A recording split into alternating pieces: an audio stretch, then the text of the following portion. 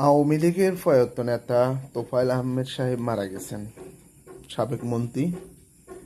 একদিন সবাইকে এইভাবে চলে যেতে হবে। সে যে দল করুক, সাধারণ মানুষ হোক, বিশিষ্ট মানুষ হোক, আর রাজনৈতিকবিদ হোক, সবাইকেই চলে যেতে হবে। হয়তো আপনারা এই বাংলাদেশের আইডল ছিলেন, বাংলাদেশের মানুষ আপনাদেরকে ভুলবে না, আপনাদের অবদানের কথাও ভুলবে না। আপনারা যদি আপনাদের রাজনৈতিক জীবনে ক্ষমতা পাওয়ার পরে যদি এই বাংলাদেশের সাধারণ মানুষের জন্য কিছু করে থাকেন, অবশ্যই উপকারের প্রতিদান আপনারা পাবেন। আওয়ামী লীগ করতেন, এই জন্য আপনাকে ব্যক্তিগতভাবে বিচার করার দায়িত্ব আমাদের না, কিন্তু আমরা অতি উৎসাহিত হয়ে দলের কথা চিন্তা করে মানুষের ব্যক্তিগত বিচার করি। সে অমুক দল করে, এতে অনেক ভালো মানুষ, এতে অমুক দল করে, এতে অমুক মানুষ, এতে আওয়ামী লীগ করে, এতে ফেসিবাদ, এতে হয়েছে হিন্দু কালচারের লোক। এগুলো আমাদের বাংলাদেশের একটা আদি একটা কালচার, যে এই দল নিয়ে মানুষদেরকে বিচার বিবেচনা করা। আওয়ামী লীগের সবচাইতে বড় দুর্বলতা ছিল কি জানেন? আওয়ামী লীগ যখন সুষ্ঠু নির্বাচনে 2008-এ সুষ্ঠু নির্বাচনে তারা কি প্রধানমন্ত্রী হিসেবে শপথ গ্রহণ করেন। এর ফলে তারা কি করছে, বিরোধী দলের সাথে আবার নির্বাচনে যায়। তখন তারা আস্তে আস্তে আস্তে আস্তে চালাকি শুরু করে, করতে করতে তারা 17 বছর নির্বাচন, আমাদের ভোট হরণ করে তারা নির্বাচিত হন। কিন্তু সবচাইতে বড় ভুল করছে, তাদের ভিতরে অহংকার চলে আসছে, যে আমরা এত যা করতেছি সবই দেখি যে আমাদের পক্ষে, যা করতে পুলিশ আমাদের পক্ষে, সেনাবাহিনী আমাদের পক্ষে। আপনি যে পুলিশ, যে সেনাবাহিনী, যে বিজিবি, যে আপনি নৌবাহিনী বলেন, বাংলাদেশের যে 4-5টা বাহিনী, এই বাহিনীগুলো 17 বছরও কিন্তু ছিল। তারা কিন্তু এই জনগণের কথা একবারও চিন্তা করে নাই।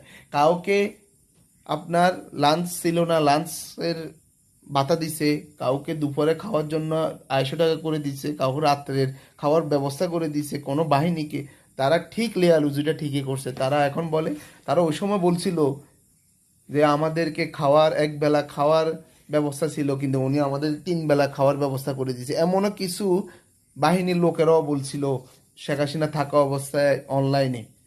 আর উনি, ওনার দলীয় লোকেদের মধ্যে কিছু অহংকার চলে আসছে, খেলা হবে খেলা হবে। তারা আসলে খেলার বিন্দু মাত্র কোনো জোর জোর নাই, কিন্তু মুখের জোর ছিল। এই মুখের জোর দিয়ে বলতো যে খেলা হবে। লাস্টে যখন 24-এ এই গণ অভ্যর্থনে 5 আগস্টে শেষে, এর আগে যে অভ্যর্থনাগুলো হয়েছে, এইগুলোতে যখন ছাত্র জনতা খেলা শুরু করছে, তখন তার ওই মুরব্বিয়ানে খেলোয়াড়রা আগে ফালাই চলে গেছে, গাট্টি গুট্টা বাঁধি হাতে বিদেশে খেলের। আর দেশে কিছু নিরীহ কর্মী রেখে গেছে। কর্মীরা অতি উৎসাহিত হয়ে যতটুকু পাচ্ছে প্রতিহত করছে, যেতে পারে নাই, মৃত্যুর ডোলে দুলিতে পড়ছে, মৃত্যুবরণ করছে। এখন যে নেতারা চলে গেছেন, কর্মীদের কথা চিন্তা করেন না। আপনি প্রধানমন্ত্রী, কর্মীদের কথা চিন্তা করেন না। মরে যেতেন, আপনার আব্বাও মরে গেছে, আপনার আব্বাকেও মেরে ফেলার পরও আজকে স্বাধীনের 54 বছর, 55 বছরও শেখ মুজিবের নাম কেউ ভুলে যায় নাই। যারা শেখ মুজিবকে দিয়ে দেখে নাই, কারো যারা আমরা, আমাদের মতন মানুষ যারা শেখ মুজিবের নেতৃত্ব দেখি নাই, শেখ মুজিবকে দেখি নাই, কিন্তু ইতিহাস পড়ে যতটুকু জানছি যে এই বাংলাদেশে ওনার মতন অবদান আর কোনো নেতা ছিল না।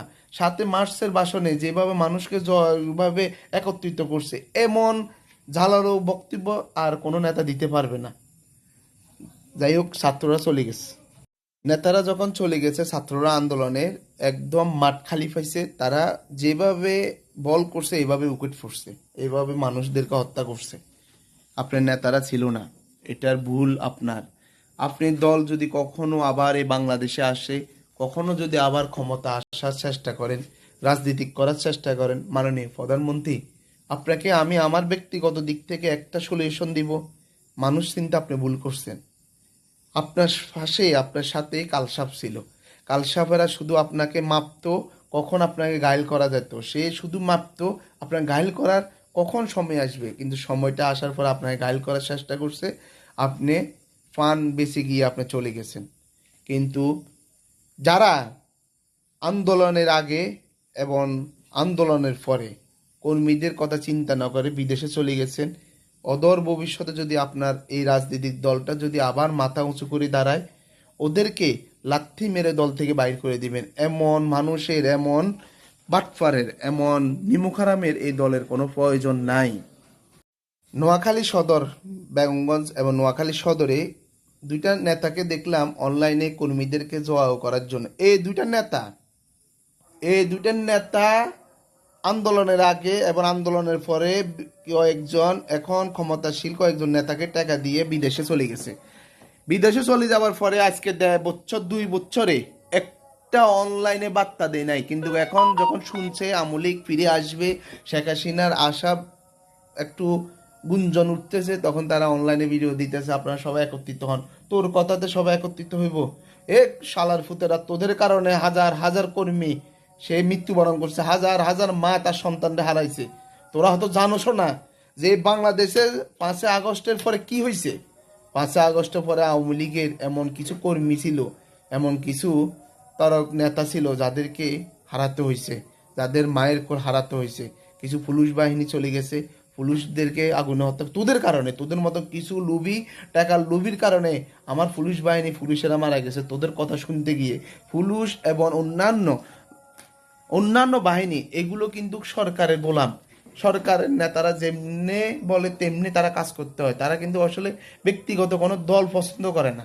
তারা কোনো দলীয়, আপনি কোনো বাহিনীতে ঢুকতে আপনাকে বলবে না যে আপনি কোন দল করেন, এটা কিন্তু বলি আপনারা ঢুকে না।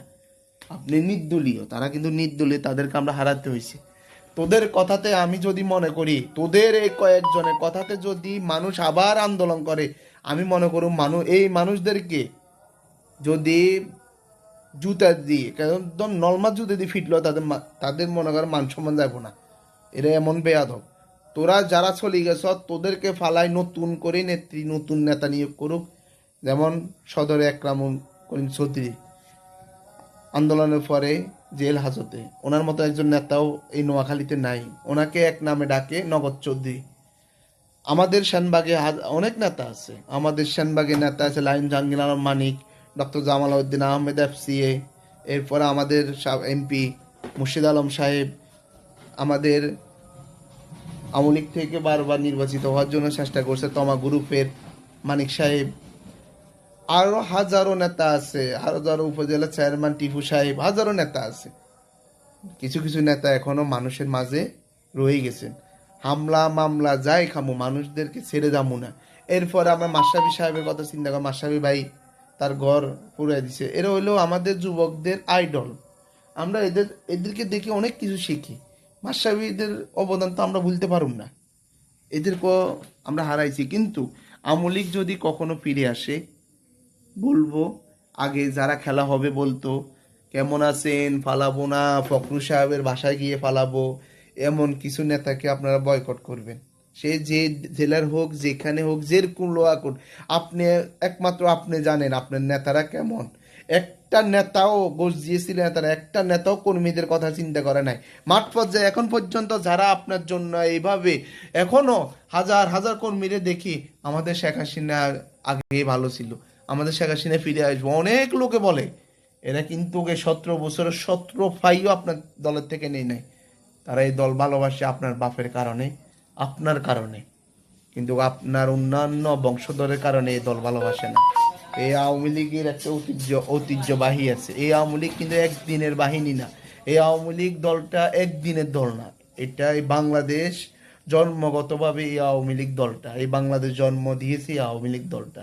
এই আওয়ামী লীগ দলটাকে ভুলে গিয়ে কোনো কিছু করাও সম্ভব না, আর কোনো কিছু ভাবাও সম্ভব না। কিন্তু এই আওয়ামী লীগের ভিতরে কিছু কালসাপ আছে, এই কালসাপদেরকে আপনারা বয়কট করুন।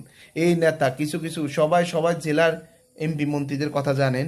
আপনাদের MP, আপনাদের জেলা MP, যে মন্ত্রী, যে কর্মীদের কথা চিন্তা না করে চলে গেছে অদূর ভবিষ্যতে, তাকে আপনারা ফাইলে লাথি মারি ফালাই দিবেন, শালার পুতের জুতে দিয়ে ফিটবেন। বলে আমাদের দুঃসময় তোরা কোথায় ছিলে? যদি পায়ে জুতে থাকে জুতে দি মাইরেন ভাই। আমারও কিছু হিসাব নিকাশ আছে এইখানে। আওয়ামী লীগের যদি কোনো নেতা আসি আবার পূর্ণভাবে বলে আমরা হ্যাডম, আমরা কোয়ামেয়া, হেতেরা আমার পায়ে জুতে দি ফিরুম ভাই। আমারও কয়েকজন নেতা বলে, ওদিন একজন নেতা বলতেছে আমরা তো আওয়ামী লীগ করি, এখন কিছু করতে পারি না। হাতে আওয়ামী লীগ করা অবস্থা, হেতারা দিন রাস্তা কোনো জায়গায় আন্দোলন করতে, কিন্তু হাতে আওয়ামী লীগ করে ভাই। হ্যাঁ তেমন কয় আমরা তো আমলিক করি। তো তোদের আবার সুদিন যখন আসবে, তোরা যখন আবার দাঁড়াইতে চাবি, তখন তোদেরকে এটা জবাব দিব।